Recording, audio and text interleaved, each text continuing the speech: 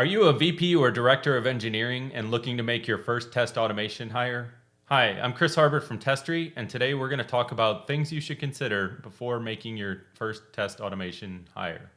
But before you get started hiring your first test automation hire, there are a few questions you need to answer first. First, what kind of testing are you going to be doing on your team? Are you going to be doing performance testing, load testing, functional testing, mobile?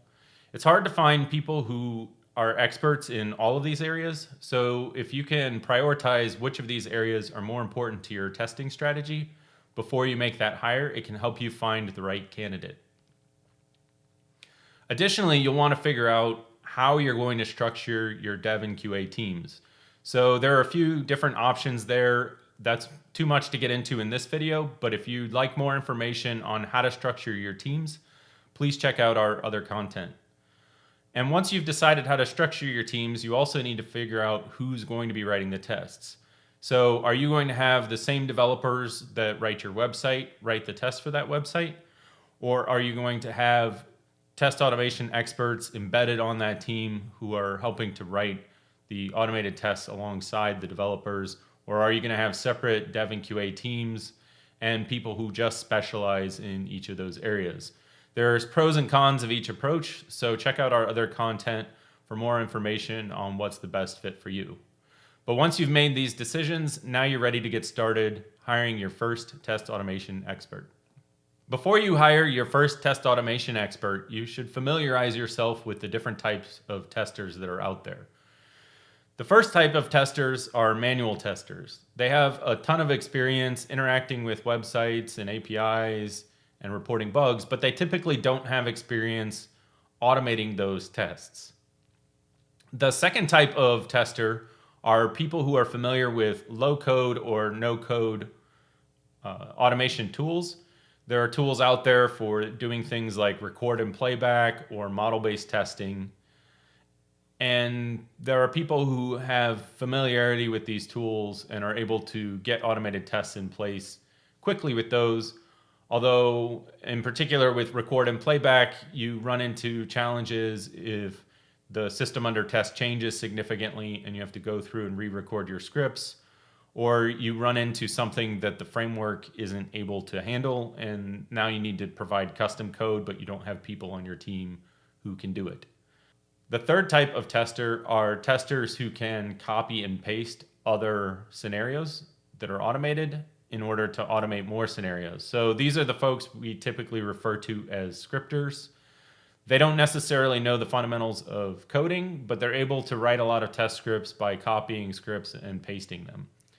The challenge with this approach is over time, those scripts will become more and more difficult to maintain. And it's hard to get fast and reliable tests when you have a lot of copy and pasted code out there running your automated tests. The fourth type of tester are testers who are developers in their own right, but happen to specialize in testing. And this is a real sweet spot for hiring people on a test automation team, because these are people who can step in and fix bugs and other things like that if they need to on the development side.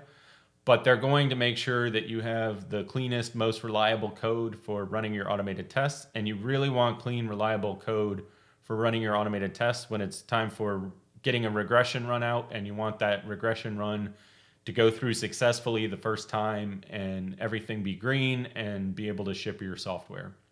The fifth type of developer are developers who can do all of that, but have also got experience setting up testing frameworks.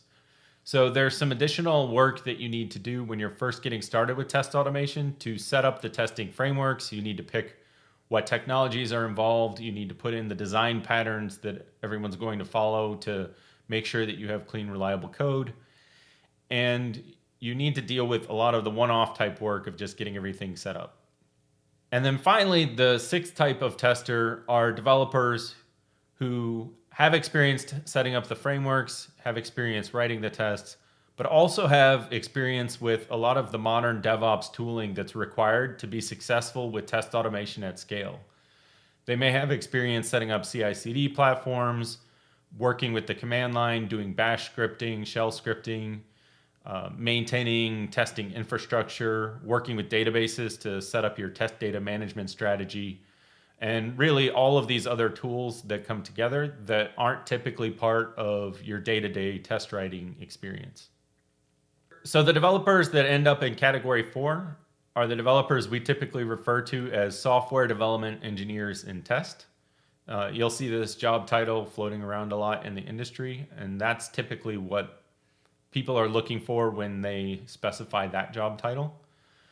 The 6th category is what we at Testery call test orchestrators, because they do more than just writing the tests, but also getting everything set up so that the test can run quickly and efficiently.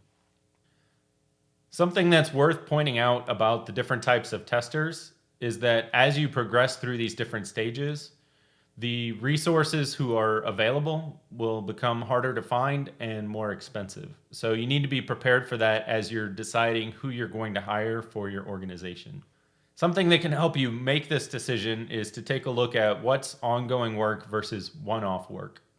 You can expect for ongoing work that it's going to be writing tests for new functionality, reviewing test runs to see if there are any test failures, maintaining test suites, reporting bugs, and retesting bug fixes as they occur.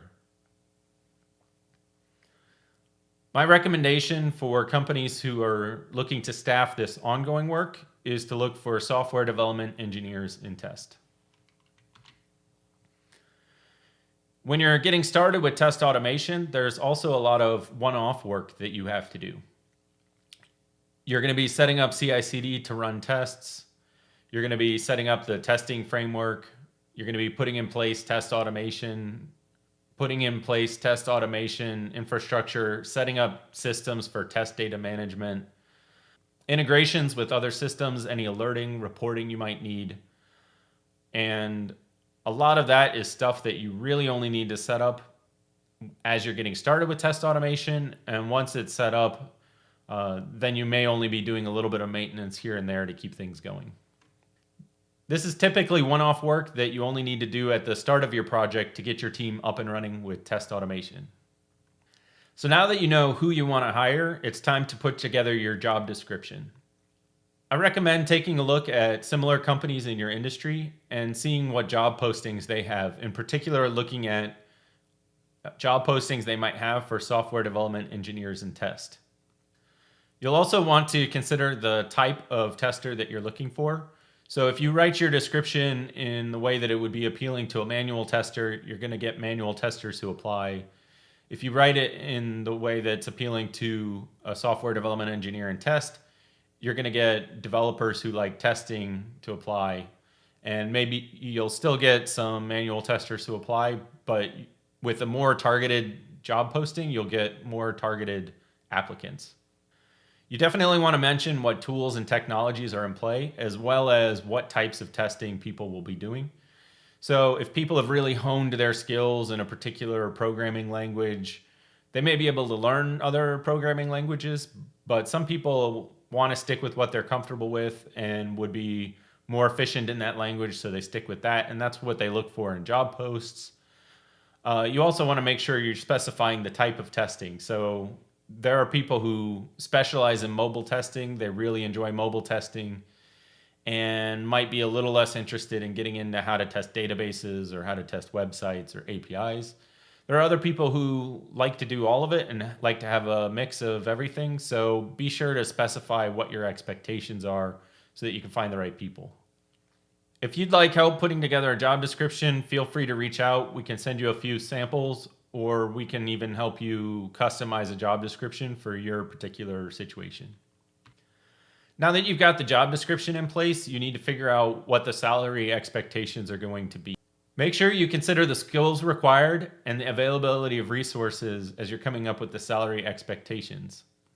You're not going to be able to hire manual testers for the same rate as test writers, and you're not going to be able to hire test writers for the same rate as test orchestrators. As the number of skills and responsibilities get piled onto the role, the demands of the job get higher and the skills required to do the job change. So there's actually a lot of skill involved in being a manual tester. And I think manual testers don't get enough credit, especially people who are really great at exploratory testing and really understanding business requirements and tracing them back to test cases and working with business users. But as you get closer and closer to the test orchestrator role, you'll find that the skills required to be a developer are now mandatory, and the skills required to be a DevOps engineer are also included.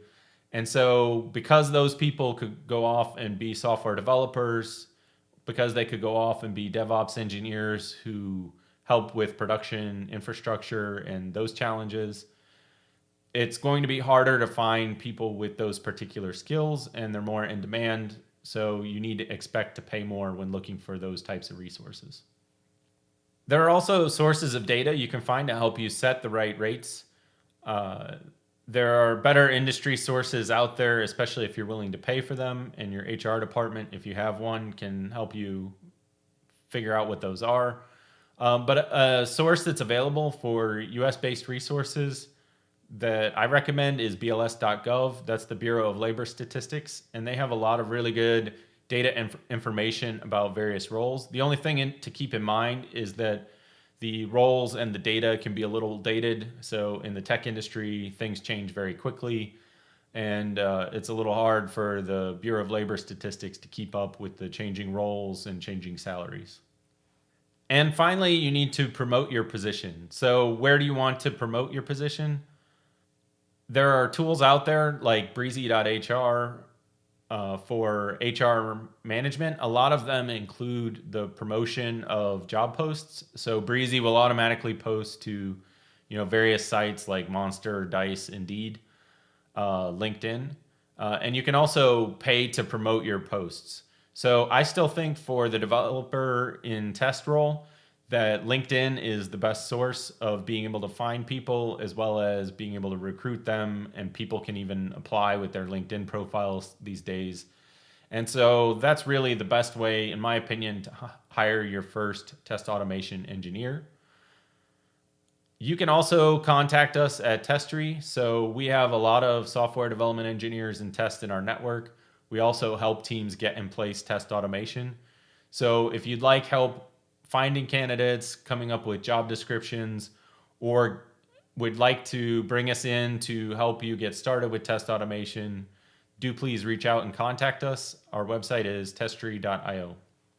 I hope you found this content useful and wish you the best of luck in hiring your first software development engineer in test or other test automation expert. At Testry, we are test orchestrators, so we help teams get started with test automation, help them migrate from legacy to modern frameworks, and we help them get fast, reliable test runs that run in a cost-effective manner. If any of this sounds appealing to you, do please contact us, and we'll be happy to get you started with the next steps.